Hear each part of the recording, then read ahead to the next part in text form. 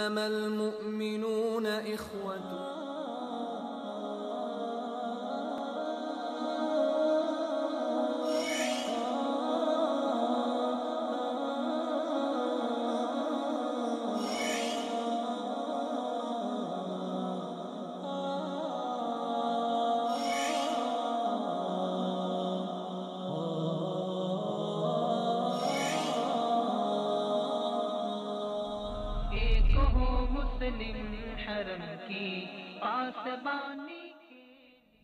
السلام علیکم ورحمۃ اللہ وبرکاتہ. ناظرین، پروگرام ایک ہوں مسلم کے ساتھ آپ کا میزبان عبداللہ علمزیب آپ کی خدمت میں حاضر ہے.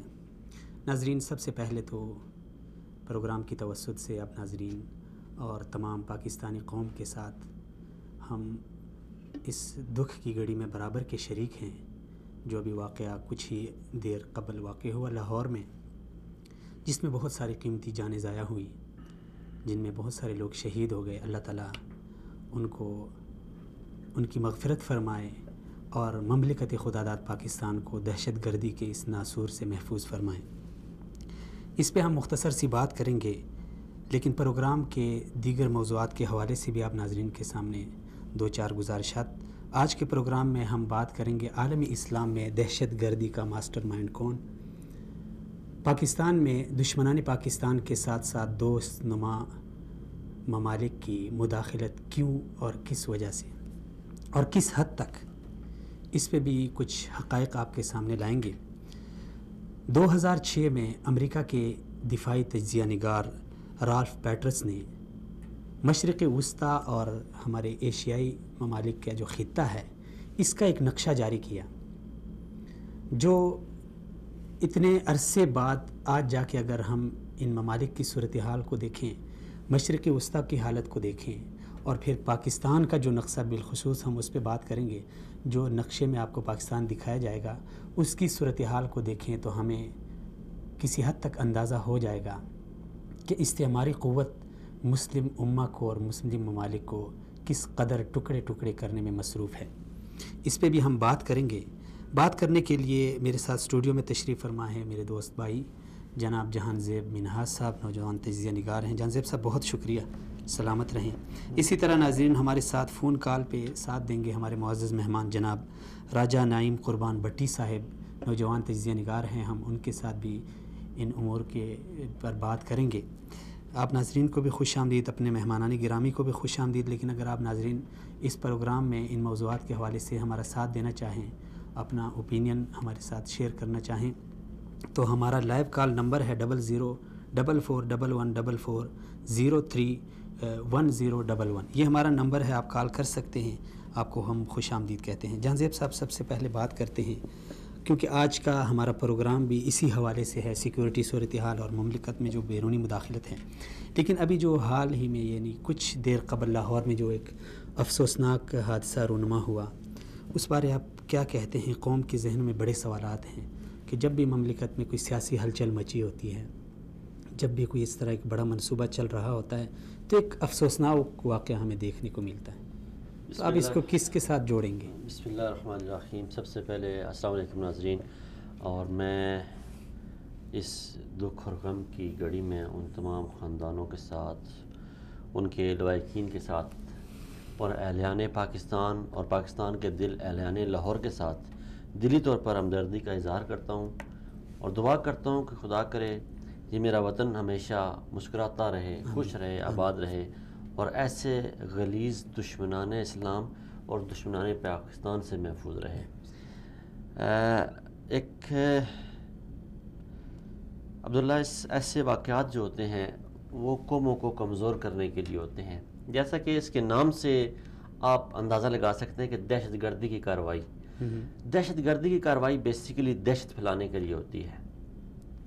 اس کے لیے آگے بھی ہم ایک دفعہ بات کر چکے ہیں کہ ہمارے پیمرا کو بھی چاہیے، جیسے اگر وہ اور چیزوں کو بڑا فوکس کر رہے ہیں، انہیں سب سے یہ پہلے چاہیے کہ جو لائیو کوریج ہوتی ہے ایسے معاملات کی وہ سٹاپ کی جائے، وہ نہ دکھائی جائے. اور وہ جو افراتفری ملک میں پھیلائی جاتی ہے اور وہ جو دہشت لوگوں کے دلوں میں بٹھائی جاتی ہے اسے کم کیا جائے. دہشت گردی کے واقعات سے جو دہشت دیکھی نا، اب ایک دہشت گردی کا واقعہ ہوا، سارے چینل نے لائیو اس کی کوریج دکھائی. ہمارے پاس 2 مہینے پہلے ایسا ایک واقعہ ہوا، بھاولپور میں 220 جانیں ضائع ہو گئی آئل ٹینکر کے حادثے میں آگ لگنے سے، لیکن وہاں پہ دہشت نہیں پھیلی، وہ دہشت نہیں پھیلی جو ایک بلاسٹ سے ہمارا میڈیا پھیلا دیتا ہے. تو اسے سٹاپ کرنا چاہیے، اس کے لیے کوئی رول ریگولیشن ہونی چاہیے. پیمرا کو چاہیے کہ اس پہ کوئی کام کرے، اس پہ فوکس کرے. نفسیاتی وہ مریض ہو جاتے جی، نفسیاتی مریض قوم کو نہ بنایا جائے. دوسرا مسئلہ یہ آپ نے ایک بہت ہی اہم سوال اٹھایا، اور ہمارے حکمرانوں کو، ہمارے اہل اقتدار کو سوچنا چاہیے کہ یہ کیا وجہ ہے، یکدم یہ قوم کی ذہن سازی کون کر رہا ہے کہ اب یہ قوم سوچنا شروع ہو گئی ہے کہ جب بھی حکومت مشکلات میں کا شکار ہوتی ہے تو ایک دہشت گردی کی کارروائی ہو جاتی ہے. آج کے دہشت گردانہ واقعے کو دیکھیں تو بڑی اہمیت کا حامل ہے. ایک طرف تو چودھری نثار حکومت کے خلاف پریس کانفرنس کرنے جا رہے تھے جو کیا سرائیاں تھیں. اب ہمیں نہیں پتا وہ کل پریس کانفرنس کریں گے یا پرسوں کریں گے، تو ہو سکتا ہے حکومت کے ایسے فیور میں کریں کہ ہم سارے منہ دیکھتے رہ جائیں. لیکن ایک کیا سرائیاں تھیں کہ چودھری نثار حکومت کے خلاف پریس کانفرنس کرنے جا رہے ہیں، اور اسے روکوانے کے لیے دوسری طرف یہ سوچا جا رہا ہے کہ جب میاں صاحب مشکلات کا شکار ہوتے ہیں تو بارڈر پر دہشت گردانہ کارروائیاں شروع ہو جاتی ہیں، پاکستان کے اندر دھماکے شروع ہو جاتے ہیں. یہ سوالات جو ہیں یہ حکومت پہ عدم اطمینان کا سبب بن رہے ہیں. عوام کی جو حکومت پہ عدم اطمینان ہے، عدم اعتماد ہے، اس کے ایک سبب بن رہے ہیں. اور جب عوام اور حکومت کے درمیان اتنا بڑا خلا پیدا ہو جائے تو میں سمجھتا ہوں کہ پھر وزیر اعظم یا کوئی جتنے بھی باقی عہدیداران ہیں انہیں حکومت چھوڑ دینی چاہیے یا انہیں گھر بیٹھ جانا چاہیے اگر وہ عوام کا اعتماد حاصل نہیں کر سکتے. اس کے بعد جو کہتے ہیں کہ حالات کے بعد جو حالات پہ تبصرہ کیا جاتا ہے یا حالات کے بعد جو حالات ہوتے ہیں ان پہ سب سے زیادہ افسوس ہوتا ہے. افسوس مجھے اس بات کا ہوا کہ وزیر قانون رانا ثناء اللہ صاحب دھماکے کی جگہ پہ کھڑے ہو کے، لاکھوں جگہ ہوتی ہیں سیاست کرنے کی عبداللہ، ہمارے پاس ہر موقع سیاست کا ہے. ہم صبح اٹھتے ہیں تو سیاست ہوتی ہے، رات کو سوتے ہیں تو سیاست ہوتی ہے. ہمارا سونا اٹھنا بیٹھنا جاگنا سیاست میں لگا ہوا ہے. پورا ملک پچھلے 1.5 سال سے پاناما کی نظر ہوا ہے. تو میں سمجھتا ہوں کہ سب سے بڑے صوبے پنجاب کا وزیر قانون ایسے موقع پہ انتہائی شرمناک مقام ہے کہ انہوں نے کہا جی کہ جتنا ملک کو نقصان دھماکے سے ہوئے سے زیادہ عمران خان نے بچایا. آپ لوگوں کو شرم نہیں آتی؟ یہ لاشوں کے اوپر سیاست. اور یہ دیکھیں وہ جن ماؤں کے بیٹے آج ذبح ہو گئے ہیں، جن بہنوں کے بھائی ذبح ہو گئے ہیں، جن ماؤں کے جن بیویوں کے آج تاج سروں سے اتر گئے ہیں، ان کی زندگیاں کیسے گزریں گی؟ آپ اس پہ سوچیں. کہتے ہیں ہم ان کے لیے معاوضے کا اعلان کریں گے، اپنا بیٹا مارو اور 10 لاکھ میں آپ کو دیتا ہوں رانا ثناء اللہ صاحب، میں دینے کے لیے تیار ہوں. لیکن کیا 10 لاکھ آپ کے بیٹے کی قیمت ہو سکتی ہے؟ آپ کی بیٹی کی قیمت ہو سکتی ہے؟ اس ماں اس بچے اور بچوں کو باپ کا سایہ مل سکے گا جو آج اس حادثے کا شکار ہو گئے؟ خدا کا خوف کرے. یہ قوم آگئی نفسیاتی مریض بن چکی ہے، لیکن اس قوم کے ساتھ اتنی بے دردی نہ کریں کہ کل یہ قوم نکلے اور آپ کو روندنے کے لیے تیار ہو جائے. چلیں منہا صاحب آگے چلتے ہیں. بالکل بے حسی کی انتہا ہے. شاید بات وہی ہے کہ لوگوں کے گھر جل رہے ہیں، ہمارے گھر محفوظ ہیں، تو تبھی ہم جا کے درد دل کے واسطے پیدا کیا انسان کو، ورنہ اطاعت کے لیے کچھ کم نہ تھے کروبیاں. بہترین. ایک کال لے لیتے ہیں. جی السلام علیکم ورحمۃ اللہ. وعلیکم السلام. جی کون کہاں سے ہمارے ساتھ؟ میں مختار بول رہا ہوں جی نالا خرد. جی مختار بھائی کیا کہنا چاہیں گے آپ؟ یہ جو گفتگو چل رہی میں سن رہا ہوں جی، تو پہلے تو یہ ہے کہ آپ کا جو چینل ہے یہ پتہ ہی نہیں چلتا کہاں سے یہ بول رہے ہیں، پاکستانی ہیں یا کہیں، کوئی یعنی اپنا ایڈریس نہیں دیتے. اچھا. ہاں تو ہماری یعنی میں کبھی کبھی دیکھتا ہوں، میں نے ایک دوست کو بھی بتایا تھا یار وہ ایک چینل ہے وسادے اردو، جی تو بہت اچھا پروگرام وہ دیتے ہیں، یعنی شرک نہیں ہے اس میں، وہ توحید کو جو ہے نا نمایاں کرتے ہیں جس طرح ہمارے معاشرے میں آج کل ہو رہا ہے نا، وہ نہیں ہے. جی تو بہت اچھا ہے. بہت شکریہ. اب میں گفتگو سن رہا ہوں تو میں یہ چاہتا ہوں کہ یہ کوئی ایسا ہو جس طرح اب سعودی عرب نے اربوں خربوں کے جو نا وعدے کیے ہیں امریکہ کے ساتھ، تو وہ ہمارے ساتھ کیوں نہیں کرتا؟ چلیں جی مختار صاحب آپ فون بند کریں، میں اس کا جواب چلیں جواب آپ کو مل جائے گا، ابھی جواب مل جائے گا. بہت شکریہ کال کرنے کا. سلامت رہیں. مختار صاحب کا یہ سوال تھا جی، مختار صاحب کا. مختار صاحب آپ کا بہت پیارا سوال تھا اور آپ نے بہت زبردست سوال کیا ہے کہ پاکستان کے ساتھ یہ معاہدے کیوں نہیں ہو رہے؟ پاکستان یہ ضروریات پوری کر سکتا ہے عبداللہ. یہ دیکھیں ایک عام پاکستانی کتنا ذہین پاکستانی، اس کا سوال دیکھیں. اس نے کہا کہ یہ معاہدے پاکستان کے ساتھ کیوں نہیں ہو سکتے تھے؟ بالکل ہو سکتے تھے، یہ ضروریات پاکستان پوری کر سکتا تھا. لیکن مختار صاحب آپ کو پتہ ہونا چاہیے کہ ہمارے پاس وزیر خارجہ ہی کوئی نہیں ہے پچھلے 4 سالوں سے جو ہمارا مقدمہ لڑے، جو لوگوں کو راضی کرے کہ آئیں سر پاکستان میں بھی یہ چیزیں بکتی ہیں.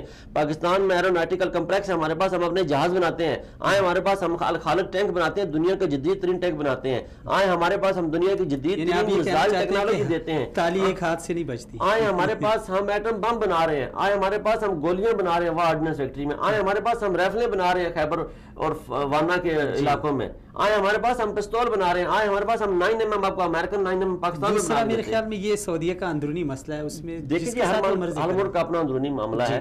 یہ آپ دیکھیں کسی مارکیٹ میں جائیں وہاں پہ سیلز مین ہوتے ہیں. وہ سیلز مین جاتا ہے کسی کے پاس نیا پروجیکٹ بنتا ہے، کسی جگہ کنسٹرکشن ہو رہی ہوتی ہے، کوئی نئی بلڈنگ بن رہی ہوتی ہے، تو وہ جاتا ہے وہاں کے اپنا جا کے اپنی بیانات کرتا ہے. جی ہماری یہ پین ہے جی آپ خریدیں.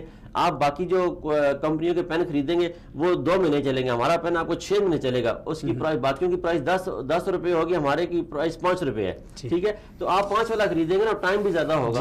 تو ہمارے پاس ہمارا ایڈوانٹیج یہی ہے کہ ہمارا اسلحہ بھی سستا ہے، ہماری گولیاں بھی سستی ہیں، ہمارا بارود بھی سستا ہے، اور سب سے بڑھ کر ہمارا تو خون بھی سستا ہے. سر خون بھی بہت سستا ہے. ہم تو ایسی قوم سے ہیں جس کا خون بھی بہت سستا ہے. جی مختار صاحب کو جواب مل گیا ہے. منہا صاحب آگے چلتے ہیں. میں شروع میں ذکر کر چکا ہوں کہ 2006 میں امریکہ کے ایک دفاعی تجزیہ نگار رالف پیٹرس، انہوں نے مشرق وسطیٰ کا اور پھر ہمارا جو خطہ ہے بلکہ جتنے بھی اسلامی ممالک ہیں ان کا ایک نقشہ جاری کیا. 2006 سے ابھی 2017 چل رہا ہے. اگر آج کی صورتحال کو ہم دیکھیں، خاص کر مشرق وسطیٰ کی اور پھر پاکستان کا، اس نقشے میں اگر میں گزارش کروں پروڈیوسر صاحب اگر اس کو دکھا دیں تو ناظرین کے سامنے وہ سب کچھ سامنے آ جائے گا. اس میں پاکستان کا بھی اس نے ایک عجیب نقشہ بنایا ہے جس میں بلوچستان کو الگ کیا ہے. جو ہماری دوسری پٹی ہے یہ خیبر پختونخوا کی، اس کو الگ کر کے افغانستان کے ساتھ ملایا. پاکستان گلگت کو الگ کیا ہوا ہے، آزاد کشمیر کو ہم سے الگ کیا ہوا ہے. صرف سندھ اور پنجاب کو پاکستان کا ایک دکھایا ہے، باقی سب. اور مشرق وسطیٰ میں جو ممالک جس طرح کے انہوں نے دکھائے آج تقریباً حالت یعنی اس نقشے کے برابر ہے.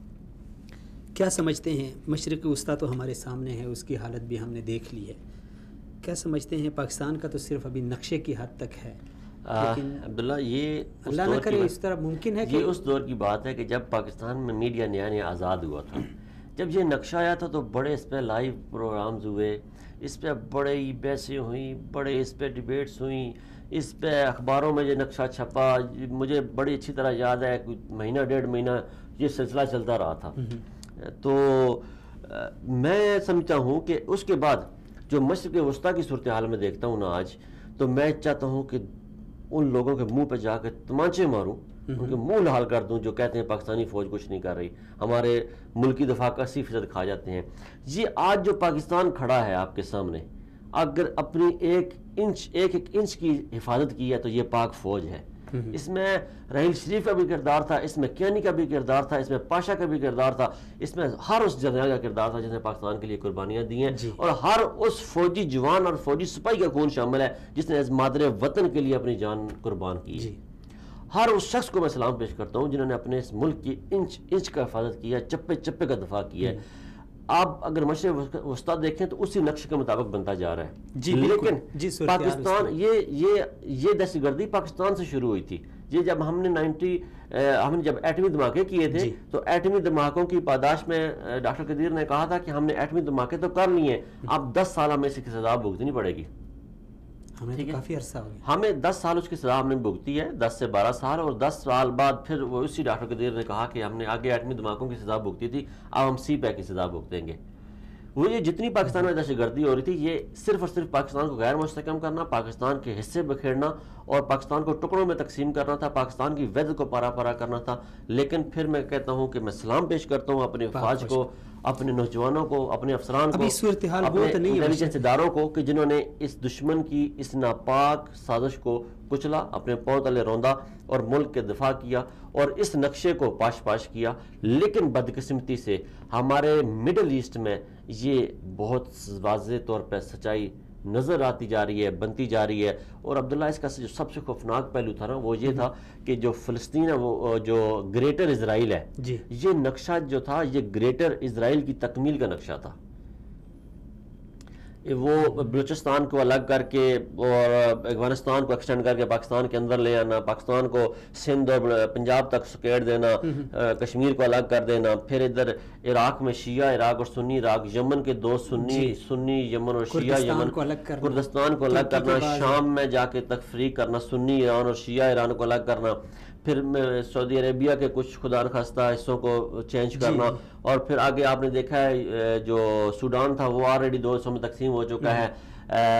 مصر کو جو ہے عیسائیوں کا مصر اور مسلمانوں کا مصر الگ کرنا، پھر اس میں سے آگے تقسیم کرنا، پھر جو مصر کے صحرا ہیں ان میں جا کے فلسطینی قوم کو آباد کرنا، اور جو فلسطین کا رقبہ ہے وہ سارے کا سارا یہودیوں کو دینا. یہ تھا سارا اس ٹائم کا نقشہ. لیکن بدقسمتی سے مڈل ایسٹ میں یہ امپلیمنٹ ہوتا ہوا نظر آ رہا ہے، اور پاکستان کا جو ہے الحمدللہ ابھی تک تو محفوظ ہیں. لیکن جو پاکستان کے ابھی صورتحال ہے، پاکستان 2007 میں بڑے خطرناک صورتحال سے گزرا ہے. جو پاکستان کی 2007 میں ابھی آپ مطمئن ہیں؟ جی ابھی تو بہت سارے حالات مطمئن ہیں.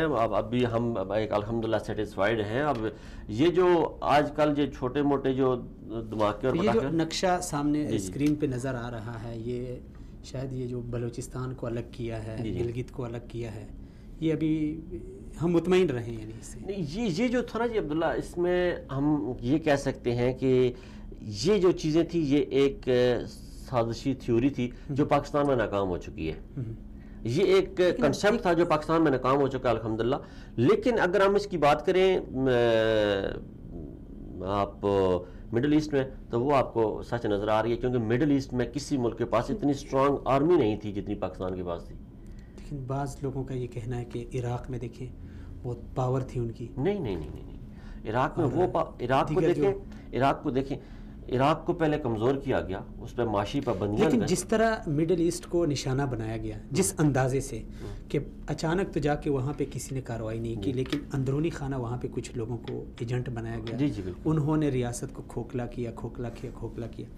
وہی سیم صورتحال ہم نہیں پاکستان میں کہہ رہا ہوں نا کہ پاکستان تو ایک اتنے بڑے ناسور سے گزرا ہے کہ دنیا کے کسی ملک میں اگر ایسے ہوتی کارروائی تو وہ تو پاش ریزہ ہو جاتا ہے. وہ ملک وہ قوم ریزہ ہو جاتی. وہ جیسے یہی یمن اور عراق کی صورتحال ہوتی ہے. آپ دیکھیں ایک دور تھا پاکستان میں 6 دھماکے دن میں ہو رہے تھے، 10 دھماکے دن میں ہو رہے تھے. اور آج پاکستان میں دیکھیں کہ ایک لاہور میں اور 1 مہینے بعد 1.5 مہینے بعد دھماکہ ہوتا ہے. اور وہ بھی اس میں بھی بڑے محرکات نکلتے ہیں کہ وہ کیوں ہو رہا ہے، کس لیے ہو رہا ہے، کیسے ہوا، کس وجہ سے ہوا، کیا محرکات تھے پیچھے. تو وہ تو سوچنے کی باتیں، دیکھنے کی باتیں، پنپنے کی باتیں، وہ تو بعد میں. لیکن محتاط تو رہنا ہوگا، محتاط رہنا ہوگا. ہم دشمن کے نشانے پہ ہیں، ہمارے ایٹمی اثاثے دشمن کو کھٹک رہے ہیں، ہمارے آرمی کی طاقت کھٹک رہی ہے دشمن کو، ہمارا ملکی دفاع جو ہے وہ اس قدر مضبوط ہے. پھر ہمیں مختلف قسم کی اندرونی طور پہ بھی ہمیں فرقہ واریت کی جنگ کا خطرہ ہر وقت منڈلاتا رہتا ہے ہمارے اوپر. کسی وقت بھی کسی قسم کی کوئی بلوچستان میں علیحدگی کی تحریکیں ہمارے پاس ہیں. ہمارے جو کشمیری ہیں وہ اپنا الگ کشمیر کی ڈیمانڈ، ان میں سے کئی دھڑے ہیں جو غیروں کی زبان بولتے ہیں. گلگت بلتستان ہے، ہمارے پاس پارا چنار کا ایشو بڑا ہارڈ ٹاپک ہے، ہارڈ ڈیبیٹ ہے، وہ سلگتا ہوا ایشو ہے. اس کی طرف آتے ہیں. مشرقی وسطیٰ کی بات ہم نے چھیڑی تھی. منہاج صاحب یہاں پہ ایک پروڈیوسر صاحب سے گزارش ہے کہ ایک دوسرا ایک اسکرین شاٹ ہے، اگر وہ ہمارے ناظرین کو دکھا دیں. مشرقی وسطیٰ میں ابھی ریسنٹلی ایک نئی رپورٹ آئی ہے IMF کی کہ مشرقی وسطیٰ میں جتنی بھی دہشت گردی کو سپورٹ ملی ہے وہ ایک ملک سے ملی ہے. ٹھیک ہے. جو بظاہر اپنے آپ کو اسلامی ملک کہتا ہے، جمہوریہ ملک، لیکن وہاں پہ جو مسلمانوں کے ساتھ ہوا، جتنی بے دردی کے ساتھ انہیں قتل شہید کیا گیا، اس کے پیچھے جتنا یعنی سپورٹ تھی وہ ایک ملک کے اس پہ تھی. وہی ملک آج پاکستان میں بھی بڑا متحرک ہے. پہلے تو آپ مشرقی وسطیٰ میں اس کا تھوڑا سا جو کردار ہے اس کو اجاگر کریں، اس کے بعد اگر آپ اس کو پاکستان کے ساتھ اٹیچ کریں کہ کس طرح سے وہ مشرقی وسطیٰ کے بعد پاکستان کو نشانہ بنانے کے لیے وہ تگ و دو کر رہا ہے. بہت اچھا سوال. عبداللہ، مذہب مسلمانوں میں ہمیشہ سے ایک ایسی کمزوری رہی ہے کہ جس کو کسی ٹائم بھی ایکسپلائٹ کیا جا سکتا ہے، کسی ٹائم بھی اس سلگتے ہوئے انگارے کو ہوا دی جا سکتی ہے اور اسے شعلہ بنایا جا سکتا ہے. جب ہم مشرق وسطیٰ کی بات کرتے ہیں تو آج ہم بات کر رہے ہیں جی عراق کو شیعہ عراق اور سنی عراق میں الگ کریں، یمن میں شیعہ یمن اور سنی شیعہ کو الگ کریں، شام میں اسی طرح ہم بات کر رہے ہیں. کیوں ہم بات کر رہے ہیں؟ افغانستان میں ہم طالبان کی حکومت گراتے ہیں تو کس کو حکومت دی جاتی ہے؟ ٹھیک ہے. اب یہ جو طاقت ہے نا یہ ایک پاور بنتی جا رہی ہے، ایک پاور گیم ہے. یہ اپنا کنٹرول اثر و رسوخ حاصل کرنے کی، خطے کا چودھری بننے کا خواب ہے ہمارا ایک دوست جمہوری اسلامی ملک کا. جی ٹھیک ہے. وہ جو سازشیں تہران میں بیٹھ کے بنائی جاتی ہیں اسلامی ممالک کے خلاف اور اسلامی دہشت گردی جو پھیلائی جا رہی ہے اسلامی ممالک میں، اس میں دیکھیں جو شہید ہونے والے میں تھے اس میں خالی سنی مسلمان تو شہید نہیں ہوئے نا، اس میں جتنے سنی مسلمان شہید ہوئے اتنے شیعہ مسلمان بھی شہید ہوئے. ٹھیک ہے. یہ جتنے بھی مسلمانوں کا خون ہے یہ کس کے سر ہے؟ یہ اس عالمی طاقت کے سر ہے نا کہ جس نے یہ سارا کچھ کیا، جس نے عراق میں بمباری کروائی، جس نے شام میں 80,000 فوجیوں کو سپورٹ کیا. وہ پروڈیوسر صاحب سے کہیں کہ وہ دکھائیں، وہ ایک اسکرین شاٹ دکھا ہمارے ایک نیو نیٹ ورک کی نیوز ہے، اس میں لکھا ہوا ہے، مینشن کیا ہوا ہے، انہوں نے بتایا ہے کہ 80,000 فوجیوں کو تنخواہ اپنے پاس سے دے رہے ہیں. یار یہ کہاں کی آپ اس ایشو پہ میں سمجھتا ہوں کہ عالمی طاقتیں کیوں خاموش ہیں، یہ سمجھ نہیں آتی. ہم اگر پاکستان کے اندر کوئی بیٹھا دھماکہ کر دے اور پاکستان کے اندر بیٹھے ہی کوئی دہشت گردی پھیلا دے تو دنیا کہتی ہے یہ پاکستان کے ایٹمی اثاثے غیر محفوظ ہو گئے ہیں. وہ ایک ملک ہے بھائی، اس نے 80 لاکھ مسلمانوں کو ذبح کروا دی ہے اور 5 لاکھ تو خالی عراق میں مروا دیے ہیں یار. اور اس پہ کوئی عالمی دنیا خاموش ہے، کوئی اس پہ کوئی بات نہیں کر رہا، کوئی اس پہ سوال نہیں اٹھاتا. ذہن میں جب بھی مشرق وسطیٰ کی صورتحال اور پھر عالمی اسلام کے خلاف ایران کی جو مداخلت ہے، بے جا مداخلت، اس کو ہم دیکھتے ہیں تو ایک سیدھا سادہ عام فہم سوال ہے کہ آخر اس ملک کے پاس ایسے کون سے وسائل ہیں جو اتنے سارے ممالک میں، جس طرح بھی جو بھی رپورٹ کہ 80-86 ہزار فوج کو شام میں سپورٹ کر رہا ہے. ان کی تنخواہیں منتھلی، صرف تنخواہیں نہیں، جو ظاہر بات ہے ان کو اسلحہ درکار ہوگا، جو سارے ممالک میں اسلحہ بھی ان کا پہنچ رہا ہے. کہاں سے ایک سوال ہے کہ کہاں اس کے پاس کون سے ذخائر ہیں، کون سے وسائل ہیں کہ ایک ملک اگر ایک دوسرے ملک کے ساتھ کچھ عرصہ کے لیے جنگ پراکسی وار کھیلے تو اس کی حالت غیر ہو جاتی ہے، لیکن یہ عرصے سے لگا ہوا ہے اور اس کو کچھ ٹس سے مس نہیں ہوتا. ان کے پاس ایک بہت سیف کوریڈور ہے افغانستان کا. افغانستان کے ذریعے یہ اپنا آئل جو ہے چوری، کیونکہ ان پہ اقتصادی پابندیاں ہیں، اپنا جو تیل ہے یہ خفیہ طور پہ روس، انڈیا، آذربائیجان، یہ مشرق وسطیٰ مشرق بعید کی جو ریاستیں ہیں نا، یہ ان کی سب سے بڑی خریدار ہیں تیل کی.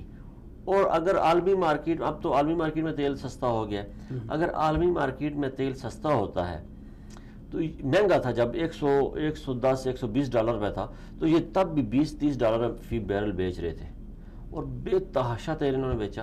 پھر اس کے بعد ہمارے ساتھ پاکستان میں جو ہمارے ساتھ سب سے بڑی ہوئی کہ ہم نے محترم بھٹو صاحب کے دور میں بلوچستان میں ہم نے اس بات پہ ایگریمنٹ کیا کہ جو بلوچستان کے ہمارے پاس تیل کے ذخائر ہیں، کیونکہ وہی زمین کی وہی سوئل ہے جس میں سے آگے جا کے ایران میں سے آئل نکل رہا ہے، تو ہم نے ایگریمنٹ کیا ہے کہ ہم اس میں سے آئل نہیں نکالیں گے.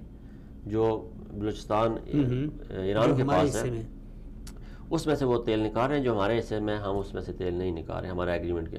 پھر اس طرح کے بے شمار ایگریمنٹس ہیں جس میں انہوں نے اپنے مفاد کے لیے. اور آپ پوچھ رہے تھے کہ وسائل ان کے پاس کیا ہے، تو سب سے بڑا ان کا ذریعہ جو یہی تھا کہ وہ اپنے جو تیل تھا، ان کی تیل کی پیداوار بہت زیادہ ہے، تو وہ یہ تیل اپنا بلیک مارکیٹ میں سیل کرتے تھے اور وہاں سے پیسہ جو بحری قزاق جو کرتے تھے وہ لوٹتے تھے اور یہ جو ہے اپنا تیل جو ہے دوسروں کو لٹاتے. صرف ایک تیل پہ ان کا انحصار ہے، تیل پہ ہی بہت سارے ممالک یہ جو خمس کا ایک چکر ہوتا ہے مختلف ممالک سے جو جمع کرتے ہیں زکوٰۃ کی صورت میں. نہیں وہ ڈائریکٹ نہیں، وہ اتنی زیادہ نہیں بنتی. بعض کا یہ بھی کہنا ہے کہ امریکہ کے ساتھ ان کے خفیہ یہ اس میں کوئی انکار نہیں کیا جائے، کیونکہ امریکہ ایک سپر پاور ہے، اس کی مرضی کے بغیر کچھ بھی نہیں. اگر یہ تیل بھی بیچ رہے تھے نا خفیہ طور پہ، تو وہ بھی امریکہ کی مرضی سے ہی بیچ رہے تھے. اس میں کوئی خفیہ یا اس میں کوئی دو رائے نہیں ہو سکتی کہ یہ عالمی طاقتوں کی مرضی کے بغیر یہ تیل. ایک طرف تو خریدار جو تھا وہ روس ہے جو اتنے سارے ممالک میں مداخلت کر رہا ہے، ظاہر بات ہے اس کے سر پہ بھی کوئی سرپرست ہوگا. لازمی اس کے اوپر اس کے سر پہ کوئی نہ کوئی سرپرست ہے. آپ دیکھیں. جی السلام علیکم ورحمۃ اللہ. جی السلام علیکم. جی کاٹ رہا. چلیں منہاج صاحب، ابھی ہم مشرق وسطیٰ کی جو صورتحال ہے اس کو اگر پاکستان کے ساتھ میچ کریں تو آپ نے تو اطمینان کا اظہار کیا، لیکن مجھے پھر بھی خدشہ ہے تھوڑا سا، کیونکہ ہمیں محتاط رہنا ہوگا۔ بڑے بڑے ممالک مشرق وسطیٰ میں تھے، ان کو جس حالت سے دوچار کیا وہ بڑی افسوسناک صورتحال ہے۔ ابھی ہم یہاں پہ ایک چھوٹا سا بریک لے لیتے ہیں، بریک کے بعد ہمیں مہمان سے بھی بات کرنی ہے اور کچھ ایک شارٹ کلپ ہم نے دکھانا ہے، اس پہ آپ نے تھوڑی سی بات کرنی ہے۔ جی ناظرین ہمارے ساتھ رہیں، ہم یہاں پہ لیتے ہیں ایک چھوٹا سا بریک، بریک کے بعد دوبارہ سے ملتے ہیں۔ انما المؤمنون اخوة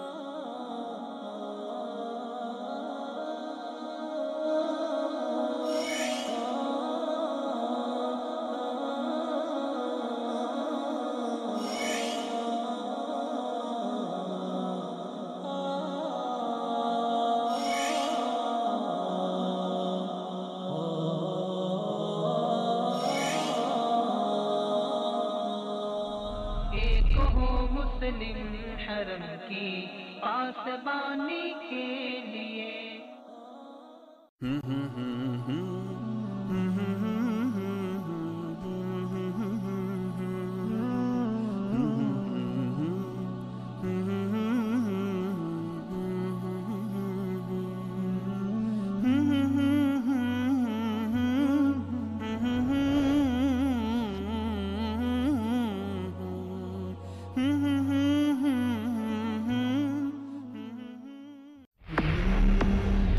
خدمت ہمارا عزم، ہمارا فرض، سچ سامنے لانا ہمارا مقصد، ہمارا جذبہ۔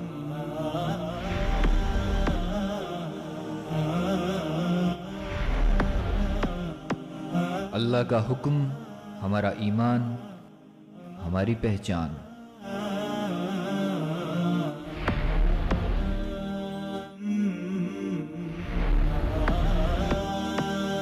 نبی کی سنت ہماری رہنمائی، ہماری سچائی۔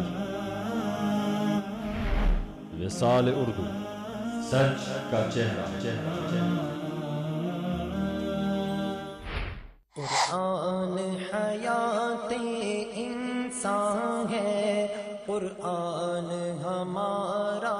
کفر کی تاریکی سے اسلام کی روشنی تک کا سفر۔ انما المؤمنون اخوة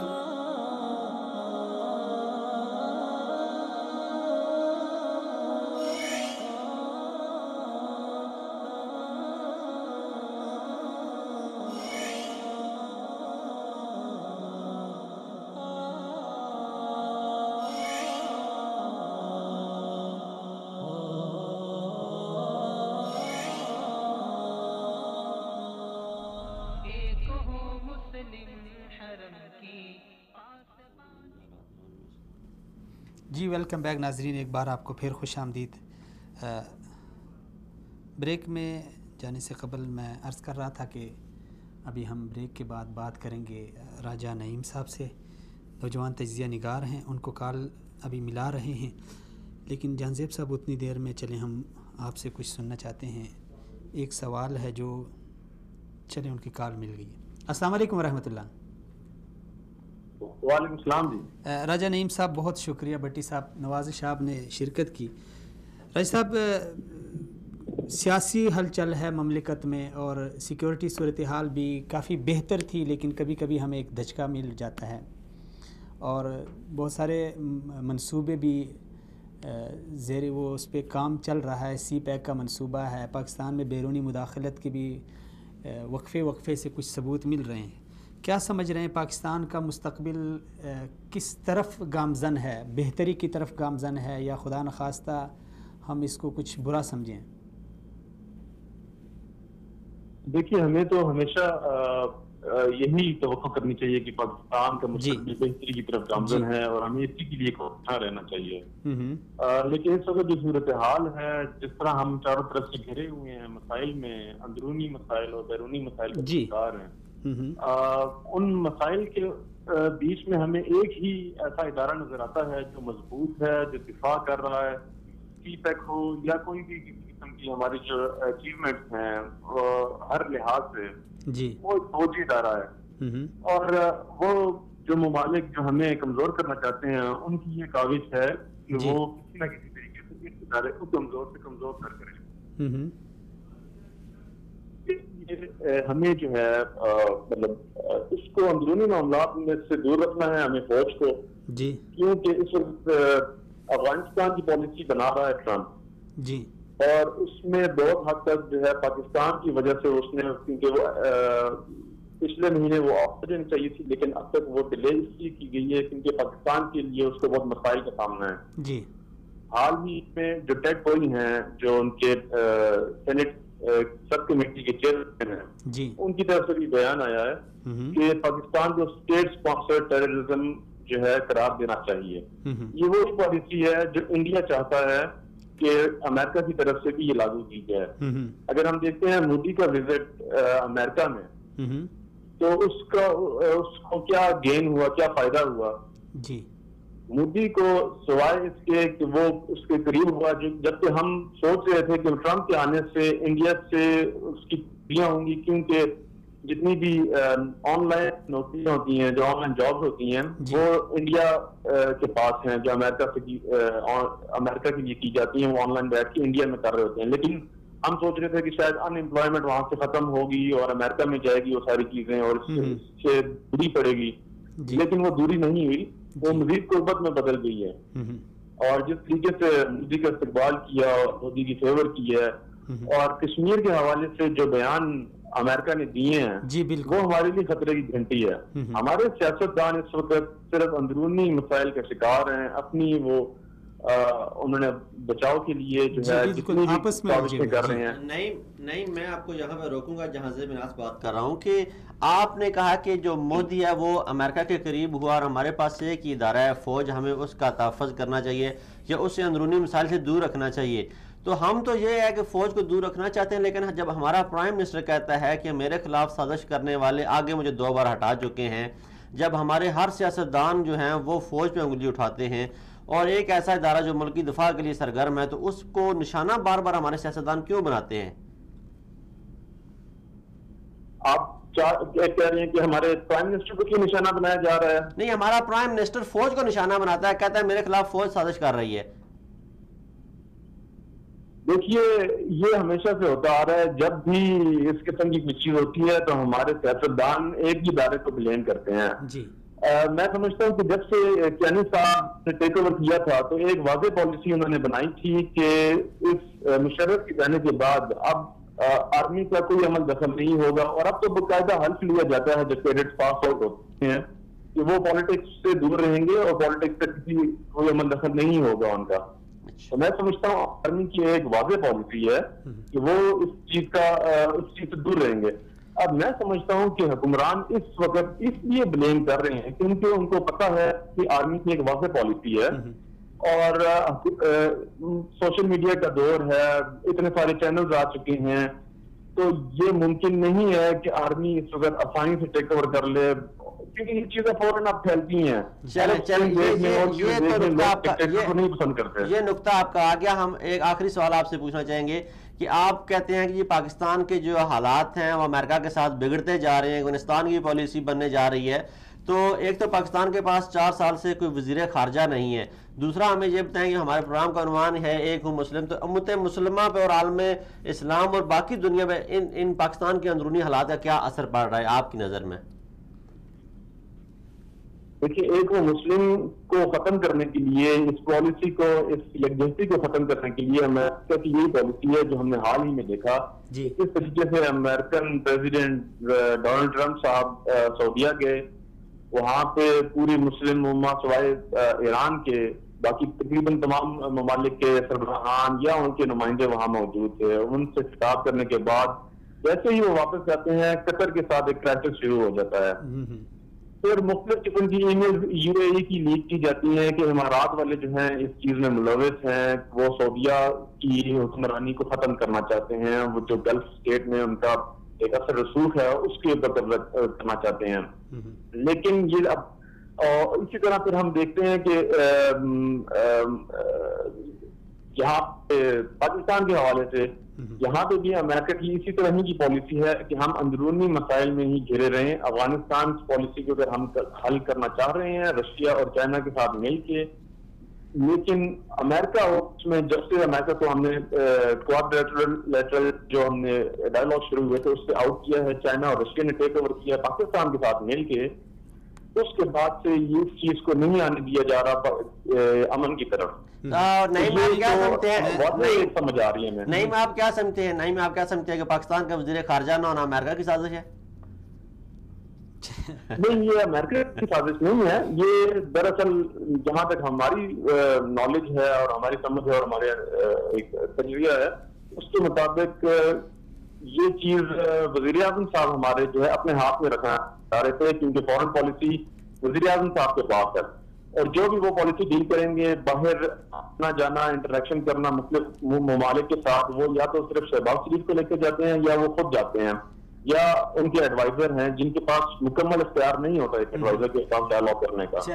اس لیے دیگر ممالک بھی کنفیوز ہوتے ہیں, کبھی فاطمی صاحب چلے آتے تھے, کبھی سرتاج عزیز صاحب چلے آتے تھے, لیکن اصل پالیسی انہوں نے اپنے ہاتھ میں رکھی. یہ بھی کہا جاتا ہے کہ فوج کی وجہ سے جو ہے فوج کے پاس یہ پالیسی, مگر میرا ایسا خیال نہیں ہے کہ فوج نے اس چیز کو, فوج جو ہے ہمیشہ کچھ اسٹریٹجک چیزوں کے اوپر نظر رکھتی ہے, اس کے اوپر وہ ہمیشہ پالیسی بناتی ہے. نعیم صاحب سوری آپ کی بات کاٹ رہا ہوں, مختصر سا سوال ہے. امریکہ تو سب کا ماننا بھی ہے, سب کا کہنا بھی ہے کہ عالمی اسلام میں جتنی بھی دہشت گردی ہے اور جتنا بھی کچھ ہو رہا ہے اس کا ماسٹر مائنڈ وہ امریکہ ہی ہے. لیکن ہم بات اگر پاکستان کے حوالے سے کریں, اس وقت پاکستان میں بڑے منصوبے چل رہے ہیں, سی پیک جیسا منصوبہ, اس پہ کام جاری ہے. کیا آپ امریکہ کے ساتھ ساتھ جو ہمارے پڑوسی ممالک ہیں ان سے آپ مطمئن ہیں؟ مختصر سا آپ بتا دیں. جی نہیں, میں اس کو مختصر سے 2 لائنوں میں کہوں تو نہیں وہ مطمئن نہیں چاہتے کہ پاکستان کی ترقی ہو, کیونکہ ایران ہے ایک طرف, دوسری طرف انڈیا ہے. وہ ظاہر ہے اگر گوادر اور پاکستان کی ترقی ہوتی ہے وہ نہیں چاہیں گے کہ اس خطے میں پاکستان ایک پرومیننٹ ہو, گوادر پورٹ بڑھے. ایون ہمارے سمندر پار کچھ عرب ممالک بھی چاہیں گے کہ وہ گوادر پورٹ کی جو ہے ترقی نہ ہو. چلیں جی, بہت شکریہ نعیم صاحب, سلامت رہیں, آپ نے شرکت کی. جی جاتے جاتے نعیم نے ایک بڑی بات کی گوادر پورٹ کے حوالے سے, اور آپ نے سوال بھی بڑا زبردست داغا کہ گوادر کے حوالے سے جو ہمارے پڑوسی ممالک ہیں, تو اس حوالے سے کچھ پہلے ہمارے وزیر دفاع وہی آپ ناظرین کو بھی دکھا رہے ہیں, اور جہانزیب صاحب آپ بھی دیکھ لیں کیونکہ اس پہ آپ نے پھر بات کرنی ہے, کیونکہ ہمارے وزیر دفاع صاحب نے وہاں پہ بات تھوڑی سی وہ سیاسی بیان کی ہے. جی ناظرین ابھی آپ کو ایک کلپ دکھاتے ہیں. کل پرسوں جو رات ایک پروگرام 21 جولائی کا ایک پروگرام ہے, اس میں خواجہ آصف صاحب نے کچھ باتیں کی ہے. پہلے وہ سنتے ہیں, اس کے بعد پھر اس کے اوپر جہانزیب صاحب تجزیہ کریں. عالمی سازش کو کامیاب بنانے کے لیے لوکل ایجنٹس کی تو ضرورت ہوتی ہے. میں آپ کو ایک بات عرض کرنا چاہتا ہوں. آج سے تقریباً 2 دہائیاں قبل جو ہے پاکستان ایٹمی قوت بنا, اور پوری کوشش کی گئی کہ پاکستان ایٹمی قوت نہ بنے. میاں نواز شریف نے اس کو ریزسٹ کیا, پوری قوم اس کے ساتھ کھڑی ہوئی. یہ ایک نیشنل ایفرٹ تھا جس کو میاں نواز شریف نے لیڈ کیا کہ بھئی ہم نے ایٹمی قوت جو ہے ہم نے ڈکلیئر کرنا ہے, ہم نے یہ سٹیٹمنٹ جو ہے دینی ہے کہ بھئی ہمارے پاس ایٹم بم ہے. پاکستان ایٹمی قوت بن گیا, لیکن پاکستان کی جو دست نگری ہے, معاشی دست نگری ہے, وہ اس کا خاتمہ نہ ہوا. 8 سال کی فوجی حکومت بھی گزر گئی, اس کے بعد 5 سال کی پیپلز پارٹی کی حکومت بھی گزر گئی. پچھلے 4 سال میں جو معاشی آپ نے لیپس فارورڈ لیے ہیں, اس سے یہ ظاہر ہوتا ہے کہ آنے والے دنوں میں انشاءاللہ تعالی آپ کا اور میرا وطن جو ہے وہ ایک معاشی قوت بھی بنے گا انشاءاللہ. ایک اسٹریٹجک ہم نے اچیومنٹ کی, دوسری ہم نے اکنامک اچیومنٹ کی کر رہے ہیں, اس پروسیس میں ہیں, اور انشاءاللہ تعالی کوئی دنیا کی طاقت اس کو نہیں روک سکتی. پاکستان کی جو دست نگری ہے وہ ہمارے جو دوست نما لوگ ہیں ان کو سوٹ نہیں کرتی. یہ دہشت گردی کا جو خاتمہ نہیں ہو رہا ہمارے خطے میں, یہ اس کے پیچھے یہ ارادہ شامل ہے کہ دہشت گردی کو کسی لیول تک زندہ رکھا جائے, اس کو ایلیمنیٹ نہ کیا جائے. پاکستان ایک واحد ملک ہے جس نے دہشت گردی کو eliminate کرنے کا تہیہ کیا ہوا ہے، اس کے لیے قربانیاں بھی دے رہی ہیں، اور اس وقت بھی ہمارا آپریشن جو ہے خیبر فورٹ جو ہے تورا بورا کے سامنے جو علاقہ ہے اس میں جاری اور ساری ہے۔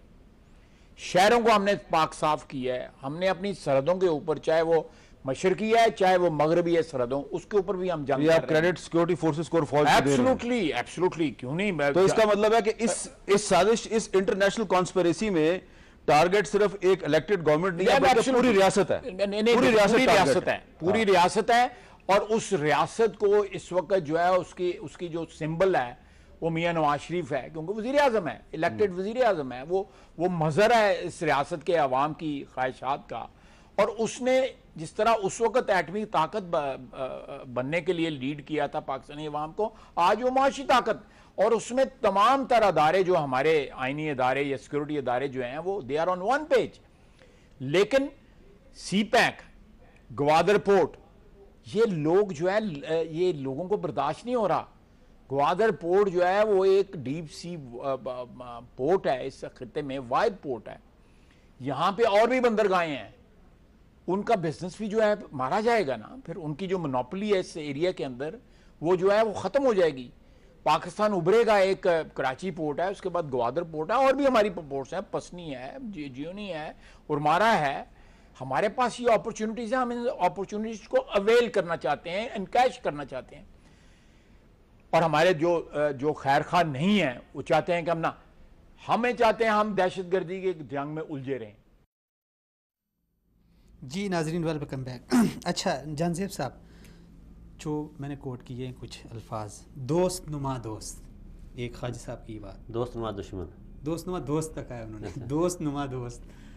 گوادر پورٹ لوگوں کو برداشت نہیں ہو رہا، یہاں پر اور بھی بندرگاہیں ہیں جو خیر خواہ نہیں ہیں، یہ 4 الفاظ ہیں۔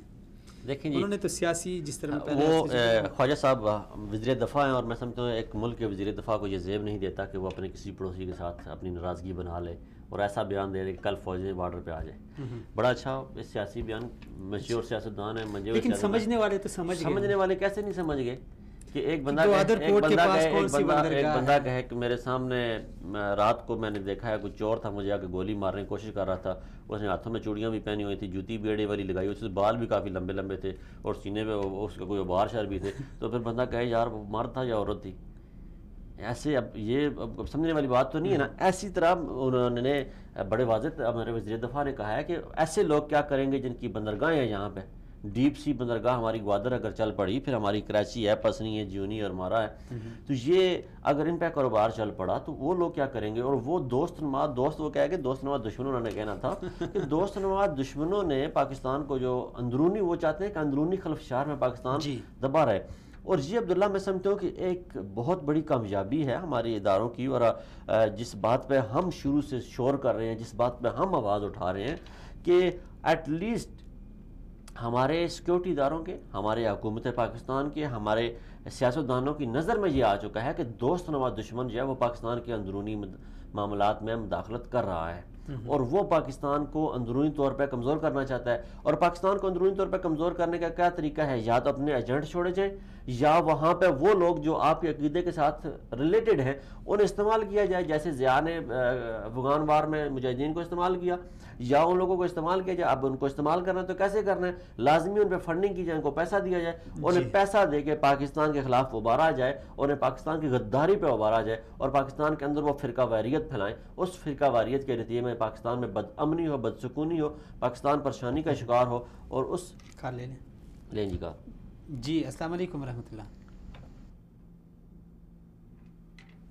جی پاکستان میں بدامنی ہو، بے سکونی ہو، بے چینی ہو، اور پاکستانی اندرونی خلفشار کا شکار ہو، اور اس کے نتیجے میں پھر پاکستانی ریاست میں عدم استحکام آئے، اور پاکستان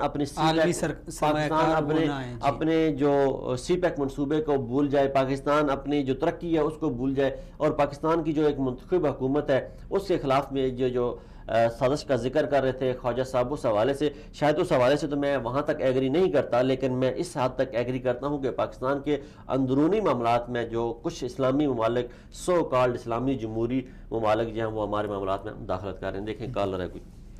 جی السلام علیکم ورحمۃ اللہ۔ وعلیکم السلام جی، میں آپ جو ہے نا میں آپ کو صرف یہ آپ سے عرض کرنی ہے کہ یہ آپ کے آواز جو ہے نا وہ کلیئر نہیں ہے، اور چینل بھی دیکھتے ہیں ہم، آواز کلیئر نہیں آ رہی ہے آپ کو؟ کلیئر نہیں آ رہی، یعنی گڑبڑ تھوڑی سی ہوتی ہے، ٹکراتی ہے آواز جو ہے نا۔ اچھا آپ ٹی وی پہ دیکھ رہے ہیں یا انٹرنیٹ پہ؟ یہ میں نے تو ٹی وی رکھا ہوا ہے، کیبل چل رہی ہے۔ چلے ہم کہتے ہیں پروڈیوسر صاحب آواز چلیں اچھا وہ سیٹ کوئی راجہ نہیں بھٹی صاحب جو تھے ان کی بھی سمجھ نہیں آ رہی تھی، ہاں ان کی آواز میں تھوڑا سا مسئلہ تھا، وہ ہمیں بھی یہاں کے ساتھ دوسرے بندے جو بیٹھے ہوئے ہیں ان کی کلیئر نہیں آ رہی۔ اچھا تو یہ آپ ٹیکنیکل فالٹ جو ہے نا اس کو دور کریں۔ اچھا اگر آپ ڈش پہ اس کو سیٹلائٹ پہ چلا دیں تو میرے خیال میں تب بہتر ہو جائے گی۔ یہ میں ویسے کہہ بیٹھا ہوں کیبل ڈش ہے میرے پاس، ہاں ڈش پہ اگر چلا لیں اس کو ریفریش کر کے دوبارہ سے چلا لیں بہتر ہو جائے گا۔ بہت شکریہ، بہت سلامت رہیں مختار صاحب۔ اچھا یہ جو آپ ہم بات کر رہے تھے خواجہ صاحب کے بیان پہ، تو یہ آپ یاد رکھیں کہ یہ بڑی ایک اچھی اور شکر گزار ہیں خواجہ صاحب کی کہ انہوں نے پہلی دفعہ اس سازش کا ذکر کیا، اور خواجہ صاحب نے ایک اور بات بڑی کلیئر کر دی جو مجبوری میں کیا نہیں، خواجہ صاحب نے ایک اور بات بڑی کلیئر کر دی جو ہمارے پاکستان میں بیٹھے ہوئے جو ہے نا، میں نے آج بھی دن کو کہا تھا کہ نورانی، عرفانی اور توہانی جو صحافی ہیں انہیں بڑی ناگوار گزرے گی۔ خواجہ صاحب نے بڑے شگاف الفاظ میں کہہ دیا ہے کہ فوج اور عدلیہ یہ جو پاناما سازش ہے اس کے پیچھے نہیں ہے، یہ ہمارے اپنے کی اندر ہے، یعنی کہ یہ وہ عالمی سازش وہ جو کہہ رہے تھے کہ میاں صاحب کے خلاف نہیں ہو رہی۔ انہوں نے ایک اور بات بھی کہی ہے اور بڑے واضح سینٹنس انہوں نے کہا کہ یہ جو عالمی سازش ہو رہی ہے یہ سازش پاکستان کے خلاف ہو رہی ہے، میاں صاحب کے خلاف نہیں ہو رہی۔ انہوں نے اس کو الگ کیا ہے کہ جو میاں صاحب کا کیس ہے یعنی پاناما کا جو کیس ہے اس کو اس کے ساتھ نہ جوڑا جائے، یہ پاکستان کی ریاست کے ساتھ ہو رہی ہے، یہ آنے والی حکومت بھی اس کو فیس کرے گی۔ آج اگر میاں صاحب کی حکومت جاتی ہے تو جو نیکسٹ آنے والی حکومت ہے پاناما کو پھر ہم عالمی سازش سمجھیں؟ نہیں، پاناما کو دیکھنا اب یہ ایک بڑا تھوڑا سا ٹیکنیکل سوال تھا اور اس کو سمجھنا چاہیے کہ خواجہ صاحب نے بڑے واضح الفاظ میں کہہ دیا کہ پاناما کا جو سلسلہ ہے وہ نواز شریف کا نہیں ہے، وہ پاکستانی ریاست کا ہے۔ نہیں، پاناما کا نہیں، انہوں نے کہا جو پاکستان میں مداخلت ہو رہی ہے اور یہ جو دوست نواز دشمن ہمارے اندرونی معاملات کو خراب کر رہے ہیں یہ ریاست کے خلاف کر رہے ہیں، یہ ریاست کے خلاف کارروائی کر رہے ہیں، یہ میاں صاحب کے خلاف نہیں کر رہے ہیں۔ حامد میر صاحب نے سوال کیا کہ کیا آپ کی حکومت کے خلاف کوئی عالمی سازش ہو رہی ہے، تو اس کے جواب میں ہمارے وزیر دفاع فرما رہے تھے کہ عالمی سازش ہماری حکومت کے خلاف نہیں ہو رہی، ریاست کے خلاف ہو رہی ہے۔ ریاست کے خلاف جب ہو رہی ہے تو اس میں یہ بات سمجھنے والی ہے کہ اس میں اب نواز شریف کی حکومت ہو، عمران خان کی ہو، زرداری کی ہو، یہ سازش وہیں پہ چلتی رہے گی، ان کا نقطہ وہی رہے گا کہ کسی طریقے سے گوادر اور سی پیک رک جائے۔ تو یہ ٹیکنیکل بات تھی، یہ سمجھنے والی تھی۔ اور اس میں دوسری بات جو سمجھنے والی تھی کہ انہوں نے جس دوست نواز دشمنوں کا جو ذکر کیا انہیں ہمیں دیکھنا ہوگا، اور ہمارے سیکورٹی اداروں کو، ہمارے خارجہ امور کے وزارت کو، ہماری اندرونی وزیر داخلہ کو یہ دیکھنا ہوگا، اور ہمارے وزیر اعظم، صدر، آرمی چیف ساروں کو یہ دیکھنا ہوگا کہ وہ دوست نماز دشمن کیسے پاکستان میں داخل ہوتے ہیں۔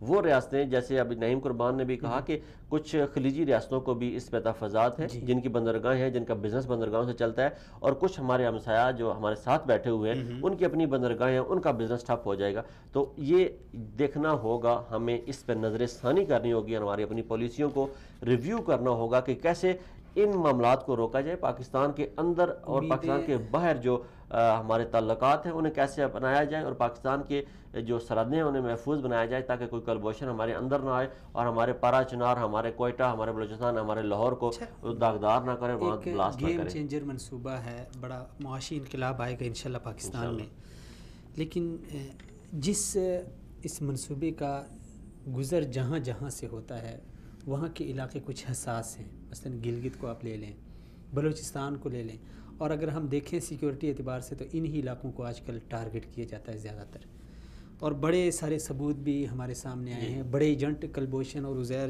جیسے ایجنٹ بھی گرفتار ہوئے ہیں۔ کیا سمجھتے ہیں کہ امیدیں بڑی ہے انشاءاللہ کچھ بھی نہیں ہوگا، لیکن اگر ہم تھوڑا سا تغافل برتیں تو کچھ اثر پڑے گا ان ایجنٹوں کا یا ان سازشوں کا؟ راحیل شریف صاحب ایک بڑا کارنامہ سر انجام دے گئے کہ انہوں نے ایک پوری یونٹ بنا دی ہے آرمی کی جو سی پیک کی حفاظت کرے گی، جو سی پیک کی حفاظت کر رہی ہے۔ اور آپ کو یاد ہوگا کہ جب سی پیک کا پہلا قافلہ جو 80 ٹرکوں پہ مشتمل تھا، وہ جب 80 کنٹینر پاکستان کی حدود میں سے گزرے تو وہ ان کے ساتھ ایک سیکورٹی پروٹوکول گزرا، اور جب وہ انٹر ہوئے پاکستان میں تب بھی بڑا میڈیا پہ دکھایا گیا، اور جب وہ گوادر پہنچے تب بھی دکھایا گیا.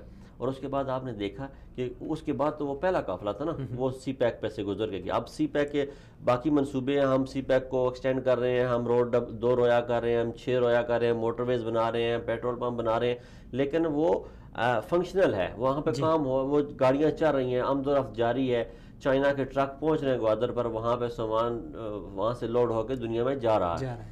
اب یہ ہے کہ وہ جوں بڑا ہوتا جائے گا پروجیکٹ، ساتھ ساتھ آمد و رفت بڑھتی جائے گی. تو آمد و رفت جب بڑھتی جائے گی، وہ لوڈ بڑھتا جائے گا، بزنس زیادہ ہوگا. پاکستان میں ان علاقوں میں انڈسٹریل سٹی بنے گی، ان علاقوں سے وہ جو سامان چائنا وہاں پہ بناتا ہے، چائنا مجبور ہوگا جائے گا پاکستان میں سستا، قریب سے قریب گوادر کے قریب بنانے کی کوشش کرے گا. ٹھیک ہے جی. تو اس سے کوئی شک نہیں کہ پاکستان میں کاروبار آئے گا، پاکستان میں بزنس بڑھے گا، پاکستان کو ٹول قیمت میں کافی اضافہ ہوگا، کافی فائدہ ہوگا. اور پھر جو آپ کا سوال ہے کہ سیکورٹی کی صورتحال انشاءاللہ بہتری سے بہتر کی طرف جا رہی ہے. اور جتنی ہم کامیابی کی طرف جائیں گے، ہمیں ناکام کرنے کی سازش بھی تیز ہوتی جائے گی. سازشیں تیز ہوتی جائیں گی. اس کا بہترین حل جو ہماری فوج کا ایک تو پہلی تو یہ ہے کہ مذاکرات کے ذریعے کوشش کرنی چاہیے کسی معاملے کو حل کرنے کی. اگر مذاکرات کے ذریعے ہم معاملات حل نہیں کر سکتے تو پھر وہی طریقہ کار ہے کہ ہمیں مارو گے تو ہم بھی آپ کو ماریں گے. جیسے یہ ہوتا تھا کہ پہلے اگر آپ کو یاد ہو، آپ کے بچپن کے دن ہوں گے کہ پاکستان میں اگر جو بلاسٹ ہوتا تھا دوسرے دن انڈیا میں لازمی بلاسٹ ہوتا تھا، دوسرے یا تیسرے دن. انڈیا میں اب بھی بڑے ہوتے ہیں لیکن وہ دکھاتے نہیں، میڈیا تھوڑا سا کنٹرول میں نہیں.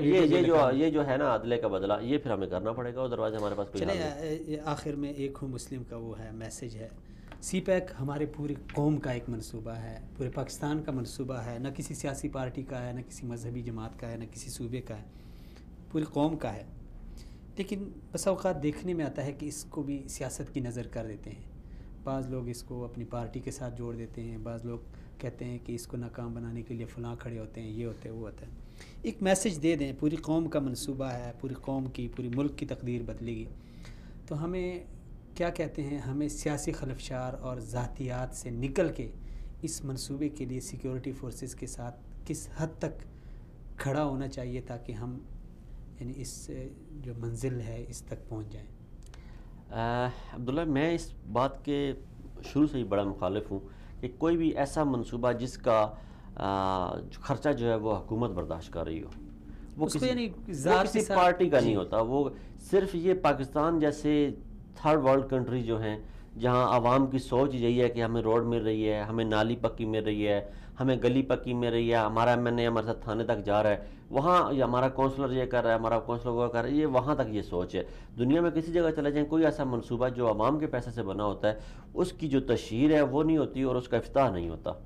اب ہمارے یہاں تو یہ ہوتا ہے 2 لاکھ کی سڑک بنتی ہے اور اس پہ 4 لاکھ افتتاح پہ لگ جاتا ہے. ٹھیک ہے.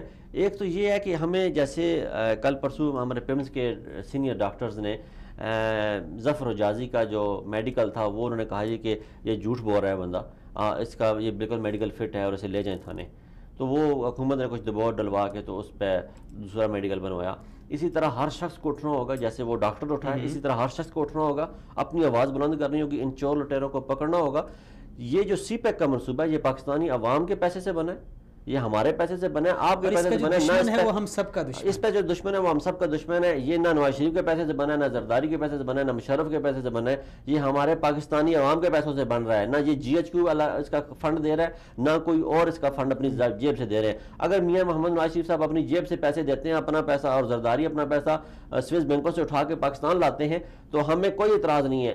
ان کے بچوں کے، ان کے دادا پردادوں کے نام لکھ دیں، ہر سٹاپ ان کے دادوں اور پردادوں کے نام پہ رکھ دیں. لیکن جو منصوبہ پاکستان کی عوام کے پیسوں سے بنا ہے، جو پاکستان کے ٹیکس پیئر سے بنا ہے، وہ پاکستان کا منصوبہ ہے، پاکستانی عوام کا منصوبہ ہے، پاکستان کے ہر ادارے کا وہ منصوبہ ہے، ہر پاکستانی کا وہ منصوبہ ہے. اس پہ سیاست نہیں ہونی چاہیے. اور انشاءاللہ یہ جو سی پیک کا منصوبہ ہے ہماری آنے والی نسلوں کی تقدیر بدلنے والا منصوبہ ہے. اس میں کوئی شک نہیں ہے، کوئی رائے نہیں ہے. قوم میں وہیں ترقی کرتی ہیں، تجارت جو کرتی ہیں. اہم چیز ہے کہ اس کا جو دشمن ہے اس کو بغیر مسلکی قومی لسانی اور دیکھیں اس تفریق سے یعنی نکل کے اس کو یعنی دشمن سمجھا جائے. یہ مفادات کی جنگ ہے عبداللہ. کچھ لوگوں نے, جیسے اگر ہم بات کریں کہ ہمارے سی پیک کے منصوبے کے ساتھ کچھ ہمارے ہمسائے ممالک اور کچھ خلیجی ریاستوں کے تفاضات ہیں, تو انہوں نے اپنے ایجنٹ پاکستان کے اندر چھوڑے ہوئے, انہوں نے پیمنٹ کرتے ہیں, وہ پیسہ دیتے ہیں, انہیں ان کا بھی کوئی مسلکی ریلیشن نہیں ہے ان کے ساتھ. یہ ہماری غلط فہمی. یہ تو ایک کنسیپٹ ڈیولپ کیا جاتا ہے نا عوام میں, میڈیا میں, پیسے کے ذریعے. ان کا بھی مسلکی کوئی اس سے کوئی کنسیپٹ نہیں, کوئی ریلیشن نہیں ہے.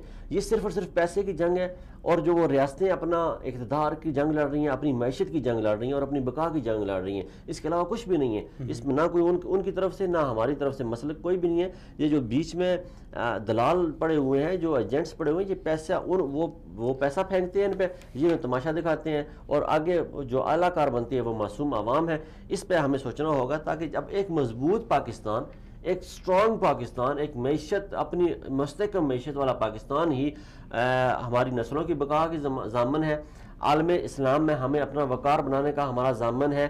ہم عالم اسلام کی باغ دوڑ بھی اسی صورت میں استعمال سکتے ہیں کہ ہم خود مضبوط ہوں. ہمارے پاس الحمدللہ موسم 4 ہیں, ہمارے پاس زمین زرخیز ہے, ہمارے پاس فوج سب سے بڑی ہے, ہمارے پاس ایٹمی طاقت ہے, ہمارے پاس میزائل ٹیکنالوجی سب سے بہتر ہے. ہمارے نوجوان آئی ٹی میں دنیا میں سب سے زیادہ نمبر حاصل کرنے والے لوگ ہیں, جینیس لوگ ہیں. ہمارے ہاں انجینئر سب سے اچھے ہیں, ہمارے ہاں ڈاکٹر سب سے اچھے ہیں. کسی چیز کی کوئی کمی نہیں ہے. ہمارے پھلوں اور فروٹوں میں بہت زیادہ خوشبو ہے. ہمارے نوجوان بڑے تگڑے ہیں. ایس ایس جی ہماری ہر بار فرسٹ ڈویژن لے کے آتی ہے عالمی مقابلوں میں فوج کے. کسی دنیا کے کسی میدان میں ہمارے پاس نوبل پرائز ہیں. ہم فلمیں اچھی بناتے ہیں, ہم ڈرامے اچھے بناتے ہیں, ہمارے سائنسدان اچھے ہیں. ہم کرکٹ ورلڈ کپ لے کے آئے ہوئے ہیں. ہم دنیا کی واحد قوم ہے جس کے پاس 4 ٹائٹل ہیں ورلڈ کپ کے, مختلف کھیلوں کے. اسکواش کا ہمارے پاس, کرکٹ کا ہمارے پاس, ہاکی کا ہمارے پاس, اور سنوکر کا ہمارے پاس ہے. تو ہم دنیا کی واحد قوم ہیں. ہم دنیا کی بہترین, دنیا کی شاندار اور دنیا کی عظیم قوم ہے. اس میں کوئی کسی کو شک نہیں ہونا چاہیے. ضرورت ہے کہ ہم وقار کو برقرار رکھیں, اور ہم انشاءاللہ اقوام عالم کی, اقوام اسلام کی باغ دور سنبھال سکتے ہیں. اور ایک ہو مسلم کا یہی پیغام ہے. یہاں رہیں, خوش رہیں, آباد رہیں, متحد رہیں, سلامت رہیں. جی ناظرین, آپ کا بھی بہت شکریہ. خلاصہ تو میرے خیال میں ٹائم نہیں ہے میرے پاس, لیکن یہی ہے کہ پاکستان, سب سے پہلے پاکستان. دیکھیں ہم نے جو نقشہ دکھایا مشرق وسطیٰ کا, اس کا بنیادی مقصد اور ہدف ہمارا یہ تھا کہ دیکھیں کتنے بڑے بڑے ممالک تھے. عراق, لیبیا, شام, یمن اور ترکی کو بھی ابھی متاثر کیا ہے. یعنی اس قدر بڑے بڑے ممالک کو نشانہ بنایا گیا, اور اس کو جس انداز سے نشانہ بنایا گیا وہ سب آپ کے سامنے ہے. اچانک جا کے کسی مملکت نے بھی ان کے اوپر بمباری نہیں کی, بم نہیں پھینکے, بلکہ پہلے وہاں پہ اپنے اعلیٰ کار بنائے. انہوں نے جب اپنے جو آقا ہیں ان کے لیے راستہ ہموار کیا, تو اس کے بعد قوم کا جو حال ہوا وہ آپ سب کے سامنے ہے کہ سیریا میں کیا ہوا, شام میں کیا ہے, یہ عراق میں کیا ہوا, لیبیا میں کیا صورتحال تھی. ایسے بڑے بڑے شہر, حلب اور موصل جیسے شہر جو ایک ثقافتی اور جو ایک تاریخی شہر تھے, آج وہ کھنڈرات میں تبدیل ہو چکے ہیں. اس کے بعد اسی نقشے میں پاکستان کا بھی وہاں پہ انہوں نے نقشہ بنایا ہوا ہے, اور جس انداز سے وہ نقشہ دیا ہے اسے دیکھ کے رونگٹے کھڑے ہو جاتے ہیں. لیکن اللہ تعالیٰ سلامت رکھے اس دھرتی کو اور اس مملکت کو. ایک کالر ہمارے کال کر رہے ہیں. السلام علیکم ورحمۃ اللہ. جی ہیلو, السلام علیکم. چلے کال ڈراپ ہو گئی. جی ناظرین, ہمارے پاس ٹائم ختم ہوا چاہتا ہے. بس یہ میسج یہی ہے کہ دیکھیں دوسروں کی حالت سے اور تاریخ سے سبق سیکھیں. پاکستان ہمارا ملک ہے, یہ کسی سیاسی جماعت کا نہیں ہے, کسی مسلکی جماعت کا نہیں ہے, کسی مذہبی فرقے کا نہیں ہے. یہ ہم سب پاکستانیوں کا ملک ہے. اس سب کے لیے, اس ملک کے لیے, اس ملک کے امن کے لیے, سلامتی کے لیے, اس کے خوشحالی کے لیے ہم سب ایک ہیں. اس پرچم کے سائے تلے ہم ایک ہیں, ہم ایک ہیں. تو جب ہم ایک ہیں تو پھر ہمارا دشمن بھی ایک ہے. جو بھی جیسا بھی ہو, جس مسلک کا بھی ہو, جس مذہب کا بھی ہو, وہ اگر مملکت کی سلامتی کے لیے خطرہ بن رہا ہے وہ ہم سب پاکستانیوں کا دشمن ہے. اگر ہم یہی سوچیں گے تو پاکستان آگے ترقی کرے گا. اگر نہیں ہم رہیں گے پاکستان میں اور گائیں گے کسی اور کا, تو یقین جانیے یہی غداری ہمارا بھی وہی حشر کرے گی جو مشرقی وسطیٰ کا حشر ہوا ہے. اجازت دیجیے اگلے پروگرام تک, تب تک کے لیے اللہ حافظ.